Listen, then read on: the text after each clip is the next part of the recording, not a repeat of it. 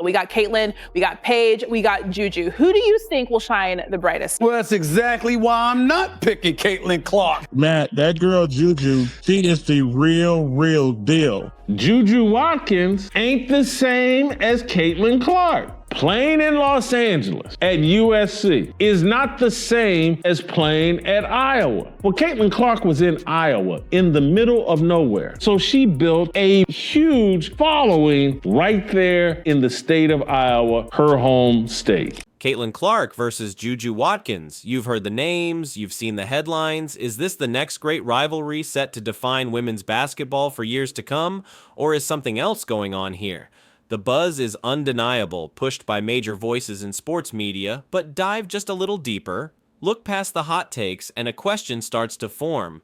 Why does it feel like a rivalry is being manufactured, especially when the actual numbers, the real-world impact, tell such a dramatically different story? ESPN exposed again. Ratings down 22%. Attendance down 30%. No Caitlin Clark effect. No dice. And Juju is a bigger baller than Caitlin Clark. They will regret that they took Caitlin Clark number one. It's not racism that's keeping everybody in Los Angeles away from Juju Watkins basketball games. You have to dominate at home. Caitlin is a supernova, and Juju probably is a better player. Support Juju the way y'all supported Caitlin Clark. If you don't, you're racist. It's not fair. The media machine certainly seems invested in this comparison. Big names on major networks keep bringing up Watkins in the same breath as Clark, framing her as the heir apparent, the next challenger to the throne. We hear phrases like, "We should be talking about Juju the way we talked about Caitlin." It feels like a narrative being carefully constructed, a storyline designed for maximum engagement. Perhaps the media simply craves conflict, needs that head-to-head drama to drive clicks and views. Or maybe there's a desire to find anyone who can realistically be positioned against Clark's overwhelming presence, particularly tapping into different fan bases or market narratives. But while the media spins one tale, the actual data paints a picture that's impossible to ignore, a reality check grounded in facts, not just potential.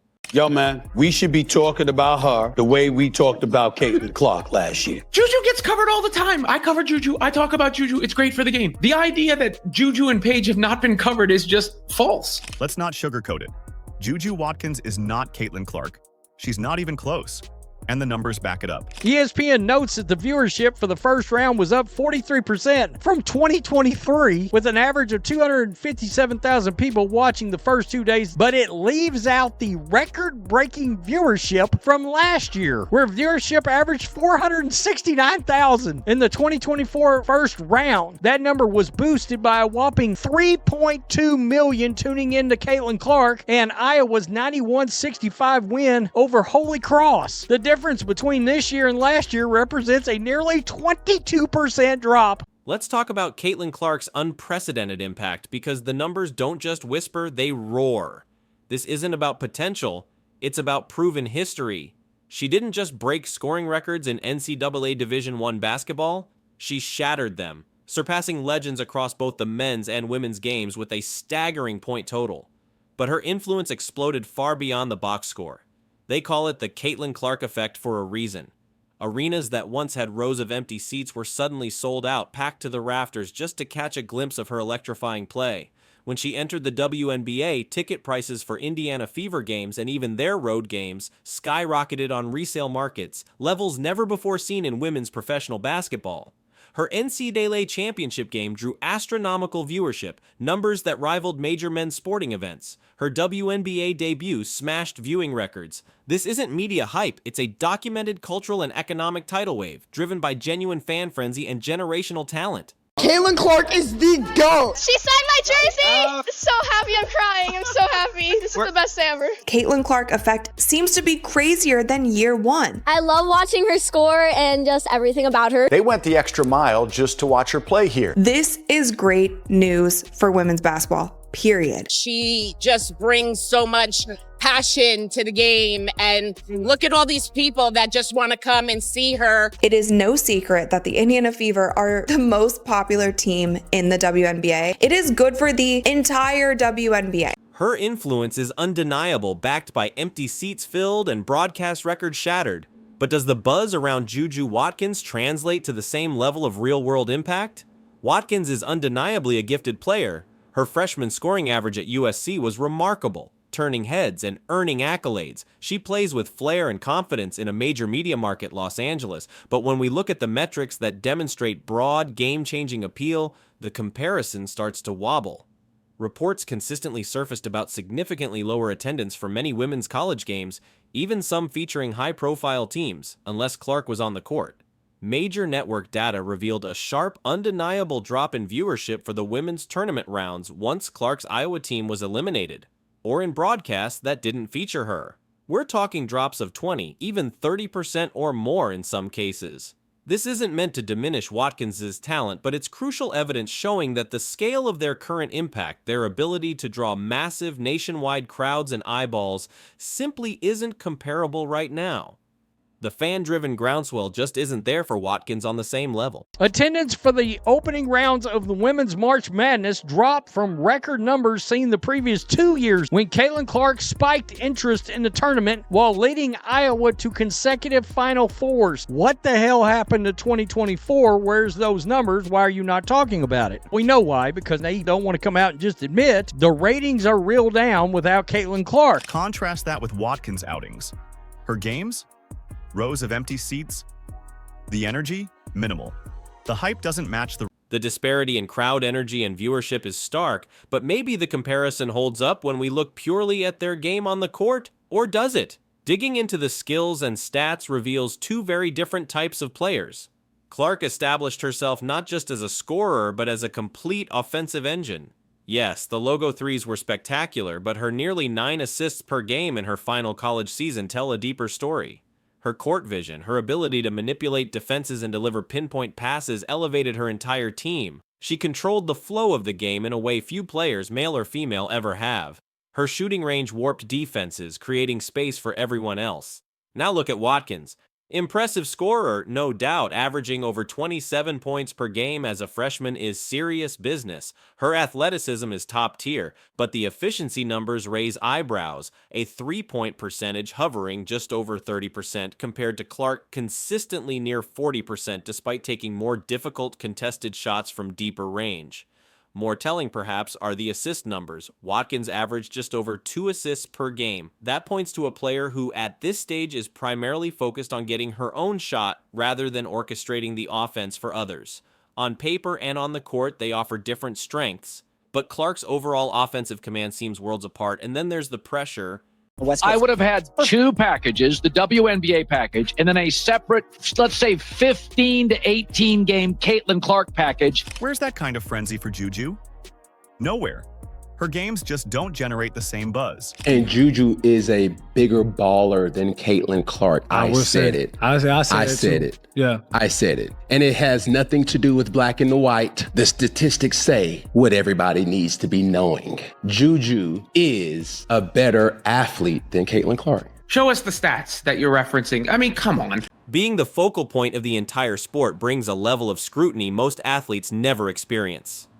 Caitlin Clark lived in that crucible for years. The weight of carrying a program, the expectation to deliver highlight reel plays every single night, the intense media coverage analyzing her every move, her every reaction. Then came the WNBA and the physicality ramped up immediately. Hard fouls, off-ball bumps, opponents clearly targeting her, all while millions watched, debated, and dissected. There's also the perceived double standard. Clark shows emotion or confidence, and she's labeled arrogant or overly demonstrative. We saw the intense backlash and debate after incidents like the taunting from Angel Reese or the hard check from Kennedy Carter. Yet similar intensity or physicality from others often doesn't generate the same level of critical coverage. Watkins, while playing in the bright lights of LA, hasn't faced that same level of relentless national pressure cooker yet. She's largely received praise, positioned as the future, without carrying the burden of single-handedly driving league-wide ratings or facing the constant physical and verbal challenges Clark endures. Handling that level of scrutiny is a skill in itself, something Clark has proven she possesses. This difference in experience and expectation raises a crucial question.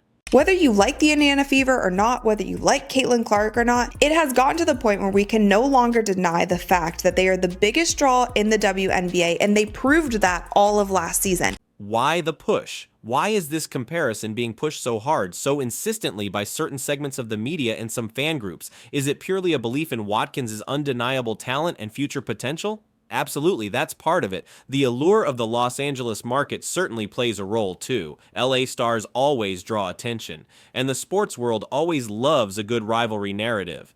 But you can't ignore the undercurrent, the persistent feeling that some of the hype around Watkins is less about celebrating her and more about finding an alternative to Clark. It feels at times like a pushback against Clark's dominance, perhaps fueled by resentment over her overwhelming popularity or the way she's changed the conversation around women's sports. When commentators argue Watkins should get the same treatment or coverage, ignoring the vast differences in current impact and achievement, it often rings hollow. It sometimes feels like an attempt to diminish Clark's earned spotlight by artificially inflating a challenger. The way discussions about race are sometimes clumsily inserted often serves to distract from the performance metrics, creating controversy where the numbers tell a clearer story. The league wasn't ready for her last year. They just weren't prepared. Yeah. She was prepared. She's had a full offseason now to rest. No. She's going to be great. Yeah. The league just didn't know what to do. And Juju? Not even in the same conversation. Her games haven't generated record-breaking viewership or sparked national water cooler talk. There's no viral buzz, no mainstream crossover, no real pull. Sold out games after game after game. She had a connection with those people that was special. She carried that connection and that fan base to the WNBA. She dominated. Oh, she's being denied something. That y'all better treat her like Caitlin Clark. So how can we treat her like Caitlin Clark? She's in a different body of water. Stephen A. Smith and Shannon Sharp both played the card of, we should be talking about Juju Watkins the same way we talked about Caitlin Clark. Understanding the why behind the narrative reveals a lot about the current landscape, but ultimately the fans and the numbers seem to be telling the real story, voting with their wallets and their remote controls. Caitlin Clark's impact isn't theoretical. It's etched in attendance records, viewership charts, and merchandise sales. She has fundamentally altered the economic and cultural trajectory of women's basketball in a way that hasn't been seen in generations, perhaps ever. Her rise felt organic, built game by game, record by record, fueled by breathtaking performances that captured the public imagination. Juju Watkins is an incredibly exciting young player with a bright future. She possesses immense talent and the potential to become a true superstar. But the current attempt to force her into an equal footing, into a manufactured rivalry with Clark right now, feels premature and largely unsupported by the evidence. It ignores the colossal proven impact Clark has already made. Young lady, y'all got at USC right now, Juju. Incredible. Hey, I tell all them bitter, angry girls in the WNBA who are upset about Caitlin Clark, move over more, because Juju is special. Number one, I want to give a shout out to Caitlin to what she's did for women basketball the last 3 years, man. It's been incredible. And I wish those women would embrace it. But Matt, that girl Juju, she is the real deal. She's going to be bigger than Caitlin Clark. And I don't even know if that's possible for what Caitlin Clark has done for women's basketball.